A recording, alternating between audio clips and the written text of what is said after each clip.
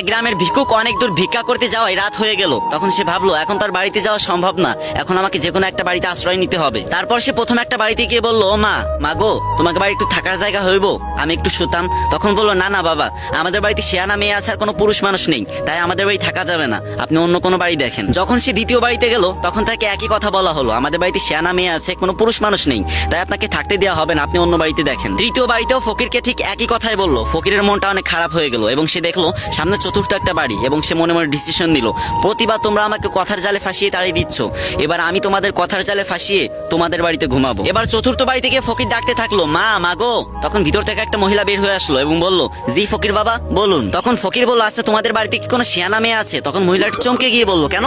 তখন ফকির বলল, না মানে আমি একটু শুতাম। তখন মহিলা বলল, কি তুই আমার মেয়ের লগে শুবি? তখন ফকির বলল, না আমি ওটা বলিনি। চুপ কর হারামজাদা, আজকে তোর একদিন কি আমার একদিন। তাই বলেই মহিলাটি চারপাশের লোকজন ডাক দিয়ে ফকিরকে ইচ্ছা মতো পিটাতে শুরু করলো। বেচারা ফকির অন্যকে কথার জালে ফাঁসাতে গিয়ে নিজেই ফেসে বসে থাকলো। ভাই তুমি যে মন খুলে হাসতেছো, রোদে মাঠের ভিতরে অনেক কষ্ট করে ভিডিওটা বানানোর পরে তোমাকে হাসাইছি ভাই, টাকা পয়সা তো চাচ্ছি না, কয়েকবার কপি লিংক করে দাও না, কথা দিচ্ছি এর পরবর্তীতে এর থেকে ভালো ভালো ভিডিও তোমাকে উপহার দেওয়ার চেষ্টা করবো ইনশাআল্লাহ।